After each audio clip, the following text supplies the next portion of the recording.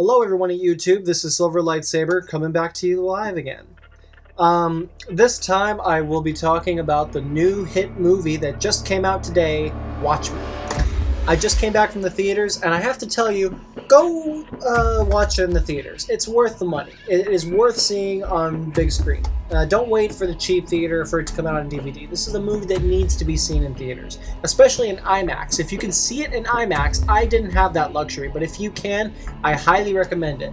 Visually, this movie is incomparable to anything else that's out there anyway. I mean, it's Zack Snyder, so he has experience with visual movies, like 300's another movie that comes to mind.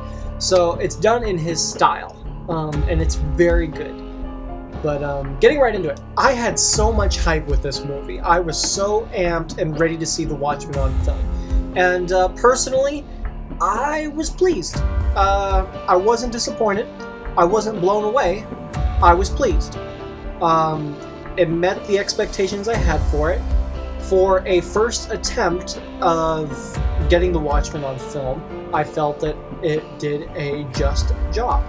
It stayed true to the characters while adapting enough things from the graphic novel to make it filmable, to make it a mainstream movie that other people can enjoy. It definitely is a step in the right direction for making the comic book film genre more serious and taken more seriously as a work of art. Watchmen deals with serious issues and is not a movie for kids by any stretch of the imagination. So, if you're thinking at all about taking your kids to see this movie or anything like that, don't do it. It will not be good. There is plenty of blood and gore and violence. There are many flinch moments in the movie, some awkward moments in the movie. If you've read the graphic novel, you probably know what I'm talking about, and I will leave it at that. So go see this movie if you are at the right age. Anyway, getting right into it. I'll go character by character. Jackie Earle Haley as Rorschach. Oh my gosh. He stole the show in my eyes. Nobody else in this movie could compare to him. He stole the freaking show. He is Rorschach.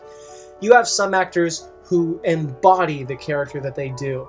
Christopher Reeve as Superman. Heath Ledger as the Joker.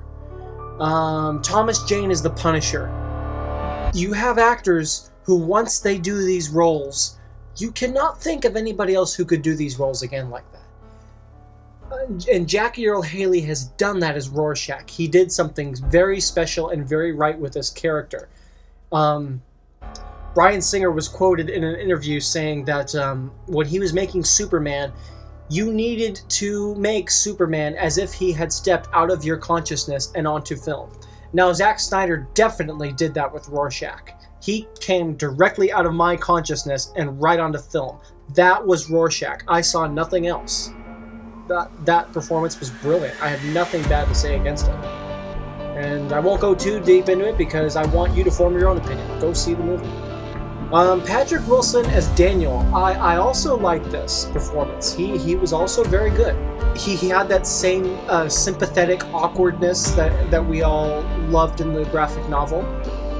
My only complaint is that in the graphic novel, the awkwardness and the insecurity that Daniel had in the comic book is much more present and much more intense than in the movie. It was much more toned down in the movie. So it was more sympathetic with this character than actual pity. In the comic book, it was more pity. You felt sorry for this guy. You weren't sympathetic towards him, but you did feel a certain amount of remorse for him because you just did. His story was sad, and the movie captured that to a certain degree. But it goes back to that thing where if you want the source material, read the source material. This is adapted into a different medium. It's something else.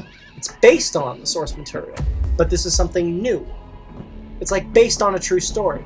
You want the true story? Read it in a newspaper. It's going to be changed. Anyway, moving on. I hope I'm saying her name right. Malin Akerman First of all, she's drop dead gorgeous, and she definitely looks the part. All these actors that were cast looked their roles very well. I mean, they looked so much like the characters they were cast as in the book. Acting-wise, her portrayal matched her acting. I liked the quality she was giving to the character. In the graphic novels, she seemed a little younger than in the movie. It felt like the movie she was aged just a tad, but she still had that same innocence, innocent quality to her that you felt while reading her character in the comic books. So she accomplished that to some degree, arguably.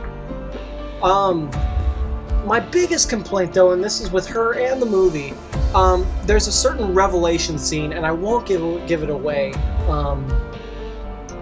where Laurie, her character, is supposed to cry and weep tears, breaks down. And Dr. Manhattan actually tells her that I see this conversation ending in tears. And if you watch the film, her emotional response to her revelation, you don't see many tears at all. If you see tears at all. I didn't see tears. There was maybe a tear, but the revelation was so huge that she should have broken down. Good example. V for Vendetta, Natalie Portman and Evie, when she came out of the cell and realized that what she had just went through was a hoax, she broke down. She was having trouble breathing. She was crying her eyes out. That's the kind of breakdown I expected to see, and I did not see that. I was disappointed by that. I'm not going to lie. But I won't go as far to say that she failed and didn't do a good job doing this character. She did a good job, but that is a huge con. That's not good. That is one of the key moments in her character, and she could have done better. I'm not saying she did a bad job, but it definitely wasn't what it should have been, I felt. But that's my biggest complaint with the movie. That ruined it a little bit for me, somewhat, because the camera angle and the music did more of the emotion in that scene than her actual acting, which I don't like when they do that. But anyway, that might be part of the director, Zack Snyder, on that, but either way, moving on. Billy Crudup, hope I'm saying that right, as Dr. Manhattan. Not much to say here. The voice is what really he lent to Dr. Manhattan, because it was all CG. He did stand in and do wear the CG outfit to capture motions and stuff, but it was good.